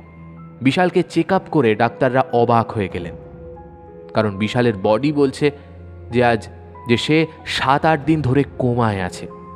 অথচ হোটেলের স্টাফ হলপ করে বলছে যে আগের দিন সকালেও বিশালকে পাইন বনের আশেপাশে ঘুরতে দেখা গেছে। একজন স্টাফ তো এটাও বলে যে বিশাল কার সাথে যেন কথা বলতো ঘন্টার পর ঘন্টা এক জায়গায় দাঁড়িয়ে। আবার কখনো কখনো পাইন বনের ধারেই ঘুমিয়ে পড়তো। কতবার এমন হয়েছে যে স্টাফরা ডাকছে অথচ বিশাল কোনো উত্তর দিচ্ছে না। এদিকে চরম ঠান্ডায় খোলা জায়গায় কোনো ব্যবস্থা ছাড়া এভাবে ঘুমিয়ে পড়ায় বিশালের শরীর ঠান্ডা হয়ে গেছে, আর একটুক্ষণ থাকলেই তখন হাইপোথার্মিয়া হয়ে যাবে। তখন স্টাফরাই বিশালকে ধরাধরি করে কটেজে পৌঁছে দিয়েছে। স্টাফদের কথা শুনে ডাক্তাররাও দ্বন্দ্বে পড়ে গেল। বিশাল আজকাল প্রতিদিন কটেজ থেকে বেরিয়ে পাইন বনটার ধারে এসে দাঁড়িয়ে থাকে। তার পৌঁছানোর কিছু পরেই স্বপ্নারতি আসে। হ্যাঁ, সেই নীল শাড়ি পরিহিতা নারীটির নামই স্বপ্নারতি। স্বপ্নারতিকে দেখে তার একটা দুর্নিবার টান অনুভব হয় ঠিকই, কিন্তু কিসের যেন একটা বাধা থাকে। বিশালের মনে হয় সারাদিন শুধু স্বপ্নারতিকে দেখতেই থাকে, কিন্তু পরক্ষণেই ক্লান্তিতে তার চোখ বন্ধ হয়ে আসে। বিশাল বুঝতে পারে না যে আজকাল তার এত ঘুম পায় কেন। ক্লান্তিতে বিশাল পাইন বনেই ঘুমিয়ে পড়ে। ঘুমে তলিয়ে যেতে যেতে বিশাল বিড়বিড় করে বলে, কে তুমি স্বপ্নতৃষা? তুমি সামনে এলেই আমার এত ঘুম পায় কেন? বিশালের চোখ মুখের এখন অনেক পরিবর্তন হয়েছে। মাথার চুলে পাক ধরেছে, শরীরের চামড়া কুঁচকেছে, চোখ দুটো গর্তে ঢুকে গেছে। এ কদিনেই বয়স যেন অনেকটা বেড়ে গেছে বিশালের। বিশাল ঘুমের ঘোরে যখন পাইন বনে লুটিয়ে পড়ত, তখনই স্বপ্নতৃষার মুখে ফুটে ওঠে ক্রূর ও কুটিল হাসি। সে এক পা করে বিশালের দিকে এগিয়ে আসে। স্বপ্নারতি যত বিশালের দিকে এগোতে থাকে ততই তার রূপের পরিবর্তন হতে থাকে। যে সুগন্ধের টানে টানে বিশাল বিহল হয়ে পড়ত, তা চরম দুর্গন্ধে পরিণত হয়। তার মাথা থেকে মাটি পর্যন্ত গড়িয়ে পড়া লম্বা সিল্কি চুল পরিণত হয় কালো কুচকুচে সর্পিল কর্ষিকায়। পরনের নীল শাড়ি পরিবর্তিত হয় আলকাত্রার মতো চিপচিপে আঠালো আঁশে। চোখের মণি হয়ে যায় সম্পূর্ণ সাদা, ঠোঁট দুটো হয়ে যায় বিষাক্ত নীল, আর মুখ থেকে বেরিয়ে আসে লিকলিকে জিভ। বিশালের কাছে এসে হাড় হিম করা স্বরে বলে, ঘুমো বিশাল, ভালো করে ঘুমা।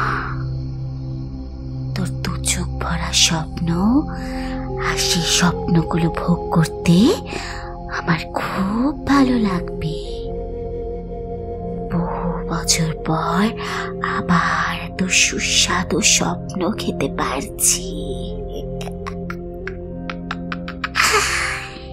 রিয়াটা বড্ড মেরে মেরেছিল, কোনো স্বপ্নই নেই তাই আমি তার ঊর্জাকে খেয়েছি।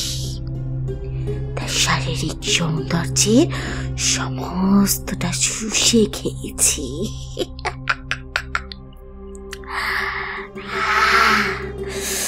কি তৃপ্তি! চান্দিপুরে যখন রিয়ার ভেতরে আমি প্রবেশ করলাম, তখন তার উত্তাল শারীরিক ভোগটাও আমাকে তৃপ্ত করেছে অনেকটা। রিয়া শারীরিক কষ্ট হচ্ছিল, আর আমি তৃপ্ত হচ্ছিলাম পাল্লা দিয়ে। তবে তোর সাথে শারীরিক সম্ভোগ করার চেয়ে স্বপ্ন সম্ভোগ করাটা অনেক তৃপ্তিকর। তাই তো তোকে একেবারে শেষ না করে একটু একটু করে নিঃশ্বসিত করছি। প্রতিদিন অল্প অল্প করে তৃপ্ত হওয়ার মজাটাই আলাদা। তাই তো তোকে একেবারে শেষ করব না। কথাটা মনে মনে আউড়ে স্বপ্নারতি সাক্ষাৎ শয়তানের মতো হেসে উঠল। ডক্টর, ডক্টর, শিগগিরই একবার এখানে আসুন। বেড নাম্বার 13 পেশেন্টটা কেমন একটা হয়ে গেছে। আপনি আসুন না, আপনি দেখলেই বুঝতে পারবেন।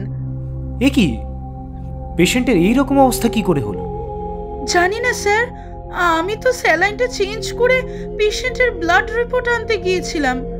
এসেই দেখি পেশেন্টের চেহারায় এমন পরিবর্তন হয়ে গেছে। আশ্চর্য, গতকাল পর্যন্ত তো পেশেন্ট বিশাল শর্মা এমন ছিল না। এ তো দেখে মনে হচ্ছে যে এক বেলায় তার 20 বছর বেড়ে গেছে। নার্স, শিগগিরই ওষুধগুলো চেক করুন। ওষুধের কি কোনো রিয়াকশন হলো? আপনি তাড়াতাড়ি পেশেন্টের হোল বডি চেক আপ করানোর ব্যবস্থা করুন। ওকে ডক্টর। শর্মা নিবাসে পরিবেশ এখন অত্যন্ত গুমোট। বিজয় শর্মা বুকের ভেতর যে ভীষণ গোপন কথা চেপে রেখেছেন তা তিনি কিভাবে প্রকাশ করবেন? বিজয় শর্মাকে চুপ থাকতে দেখে আরতি প্রায় কাতরে ওঠে। আর চুপ করে থেকো না বিজয়, আর চুপ করে থেকো না, প্লিজ কিছু বলো। সারা জীবন তুমি আমাকে সামান্যতম গ্রহণযোগ্যতা দাওনি, আমি তাতে কিচ্ছু মনে করিনি। আজীবন নিজের ইচ্ছেটুকু শুধু আমার উপরে চাপিয়ে দিয়ে গেছো, আমি তাতেও কিছু বলিনি। আমার কিসে ভালো বা ছেলের কিসে ভালো তা নিয়ে কখনো কোনোদিন মাথা ঘামাওনি। শুধু টাকা দিয়েই তুমি স্বামীর দায়িত্ব থেকে, পিতার দায়িত্ব থেকে নিষ্পত্তি পেয়েছো। আমি কোনোদিন এসব নিয়ে তোমার কাছে কখনো কোনোদিন অভিযোগ করিনি, কোনোদিন এসব নিয়ে তোমার কাছে কখনো অভিযোগ জানাইনি। কিন্তু এখন আমার প্রাণ, এখন আমার ছেলের প্রাণ সংশয় হয়ে আছে শুধুমাত্র তোমার জন্য বিজয়, শুধুমাত্র তোমার জন্য। তাই এইবার না হয় নিজের স্বার্থ আর লোককে সরিয়ে রেখে একটি বারের জন্য ছেলেটার কথা চিন্তা করে সব কিছু খুলে বলো বিজয়, বলো বিজয়। বিজয় কথাগুলো শুনে একটা দীর্ঘশ্বাস ফেলে ফোঁপানো কণ্ঠে বলে, আমি জীবনে অনেক বড় কিছু করতে চেয়েছিলাম, কিন্তু আমার আর্থিক বা পারিপার্শ্বিক অবস্থা সেই রকম ছিল না। কি করব, কেমন করে করব কিছু বুঝতে না পেরে অন্যে হয়ে আমি এদিক ওদিক ঘুরে বেড়াতাম। ঠিক সেই সময় আমার সাথে এক শ্মশান কাপালিকের দেখা হয়। সেই কাপালিক আমায় বলে যে আমার যা কিছু অভীষ্ট আছে তা সব পূরণ হবে, কিন্তু আমাকে স্বপ্নারতি পিশাচিনীর আরাধনা করতে হবে। কোনো পিশাচিনীর আরাধনা করতে হবে এটা শুনে আমি প্রথমে আটকে উঠেছিলাম, কিন্তু সেই কাপালিক আমাকে বোঝায় যে স্বপ্নারতি পিশাচিনী থেকে অনেক লাভ পাওয়া যায়। জীবনে যা স্বপ্ন দেখব তা নাকি সব সফল হবে। শুধু আমার স্বপ্নের সাফল্যের জন্য অন্য কারোর এক স্বপ্নকে বলি দিতে হবে, দিয়ে তার ভোগ চড়াতে হবে স্বপ্নারতি পিশাচিনীকে। ছোট থেকেই আমি নিজের ভালোটা ভালোই বুঝতাম, তাই এখানে খুব সহজেই বুঝে গেলাম আমার কিসে ভালো। আর আমি সর্বপ্রথম ভোগ চড়ালাম আমার আপন ভাইয়ের স্বপ্নকে। ওই কাপালিকের একটা কথা আমার মাথায় চেপে গেছিল, তা হলো স্বপ্নারতি পিশাচিনী শুধু স্বপ্নকেই খায় না, স্বপ্নধারী মানুষটাকেও ভোগ করে। প্রথমে তার সাথে সম্ভোগ করে, আর তারপর পিশাচিনীর শারীরিক খিদে মেটায়। আর সেই খিদে মিটে গেলে সেই মানুষটার প্রাণ শক্তি কেউ খেয়ে নেয়। আমার ভাইকে চোখের সামনে আমি নিমেষে বুড়িয়ে যেতে দেখেছি। মা বাবা সবসময় ভাইকে বেশি প্রাধান্য দিত, বেশি ভালোবাসত। চোখের সামনে তাদের আদরের ছেলের এই ভয়ঙ্কর পরিণতি দেখে মানতে পারল না।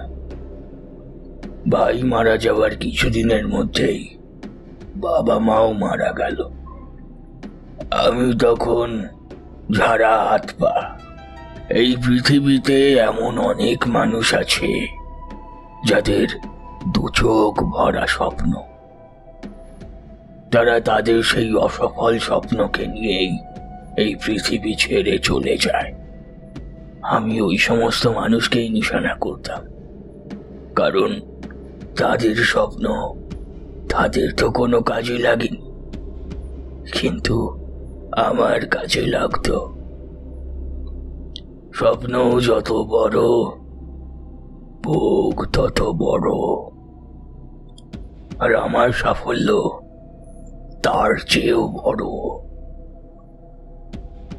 স্বপ্নারতি পিশাচিনী প্রথমে ওই মানুষগুলোর স্বপ্নকে গ্রাস করত, তারপর তার শরীরের শক্তি ঊর্জাকে গ্রাস করত, যার ফলে ওই মানুষগুলো খুব তাড়াতাড়ি বুড়িয়ে যেত। কিন্তু মানুষগুলো ওই যাবতীয় বিষয়গুলো টেরই পেত না, কারণ যখন থেকে স্বপ্নারতি পিশাচিনী তাদের স্বপ্নগুলোকে গ্রাস করতে শুরু করত, তখন থেকে তারা খুব ক্লান্ত অনুভব করত। তাদের শুধু ঘুমোতে ইচ্ছে করত, তাদের শুধু ইচ্ছে হতো তারা ঘুমোবে। ঘুম তাদের কখনো ভাঙত না। একটু থেমে আরতির দিকে তাকিয়ে বিজয় বলে, শ্রীকান্তের স্বপ্ন ছিল তোমাকে নিয়ে ঘর করা, আরো অনেক স্বপ্ন ছিল, কিন্তু তার ওপর তো আমার নজর ছিল।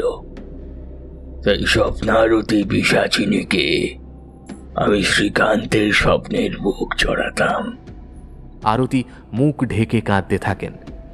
শ্রীকান্ত তার জীবনের প্রথম এবং শেষ ভালোবাসা ছিল, কিন্তু একদিন হঠাৎ সে উধাও হয়ে যায় এবং আর কোনোদিন ফিরে আসে না। আরতি এখন শ্রীকান্তের নিরুদ্দেশের পেছনে আসল কারণ বুঝতে পারে। বিজয় এবার কান্নায় ভেঙে পড়ে, কাঁদতে কাঁদতে বলে, কিন্তু আমি কখনোই বিশাল স্বপ্নের ভোগ স্বপ্নারতি পিশাচিনীকে চড়াইনি। আমি জানি না কিভাবে। অনন্ত মহারাজ হাত তুলে বিজয়কে থামিয়ে বলেন, যদি আপনি সত্যি আপনার ছেলেদের মঙ্গল চান তো বারবার তার নাম মুখে উচ্চারণ করা বন্ধ করুন। আপনি যতই তার নাম মুখে আনবেন ততই অজান্তে তাকে শক্তিশালী করছেন। সবার আগে এটা বোঝা প্রয়োজন যে যদি আপনি বিশালের স্বপ্নের ভোগ না চড়িয়ে থাকেন তাহলে সেই বিশালকে কিভাবে আক্রমণ করতে পারল? হ্যাঁ, বিশালের বিয়ের ঠিক আগে আমার ওই কাপালিকের সাথে আবার দেখা হয়। তার সাথে আমার বচসা হয় এবং হাতাহাতিতে কাপালিক মারা যান। হয়তো মারা যেতে যেতে কাপালিক কিছু করে গেছে। এখন আমাদের জানতে হবে বিশাল কোথায়। বিশাল যেখানেই থাকুক সবার আগে আমাদের তার কাছে পৌঁছতেই হবে, কারণ ওই পিশাচিনীর ধর্ম হলো ভোগ বস্তুকে তার আচ্ছাদন থেকে আলাদা করা।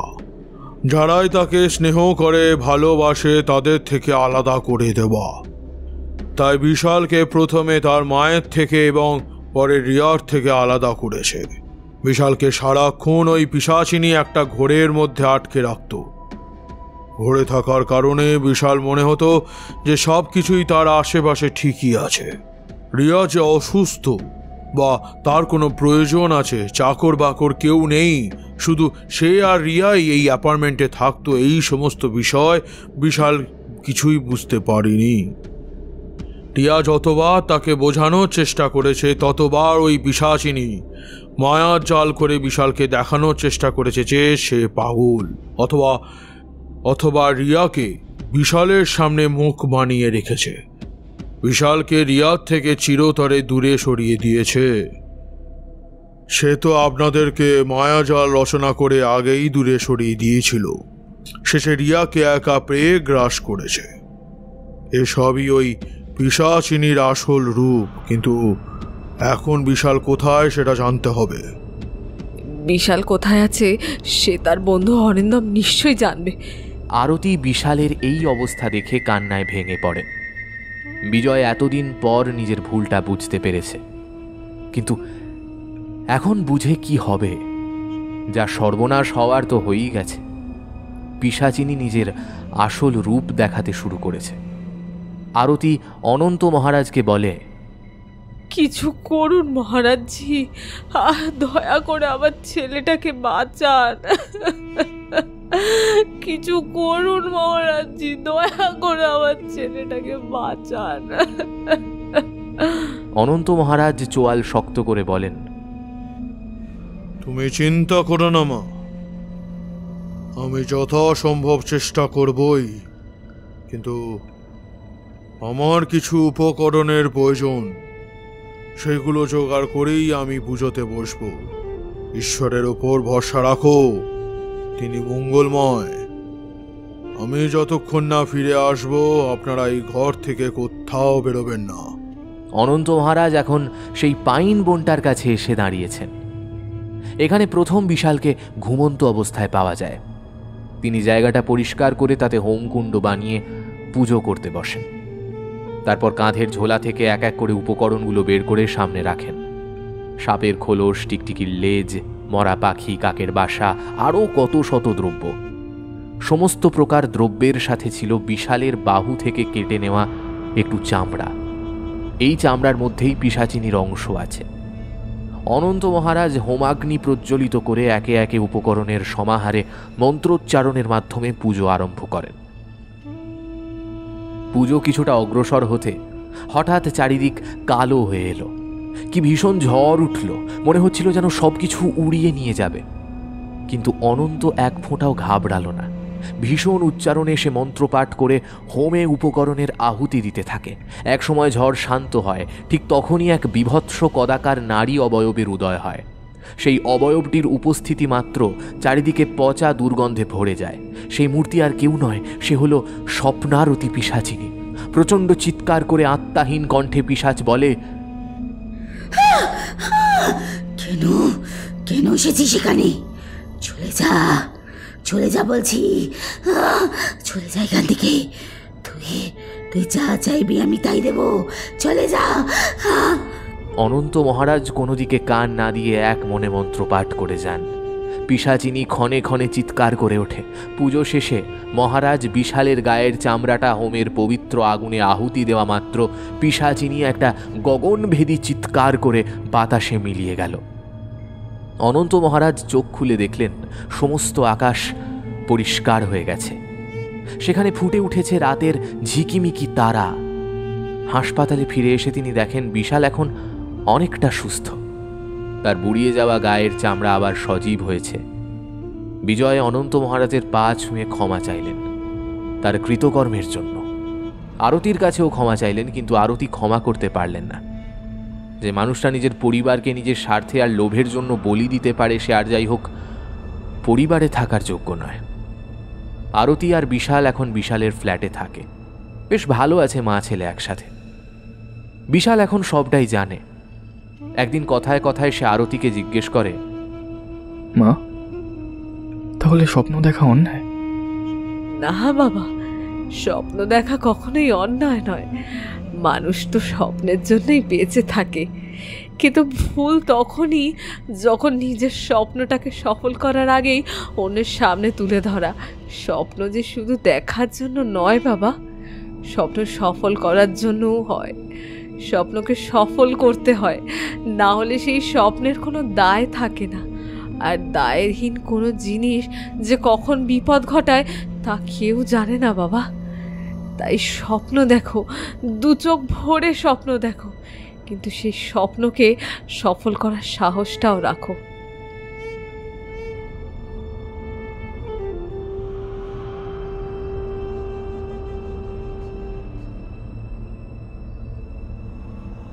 এতক্ষণ তোমরা শুনছিলে রক্তপাথরের নাকছাবি, রচনা তনিমা সাহা।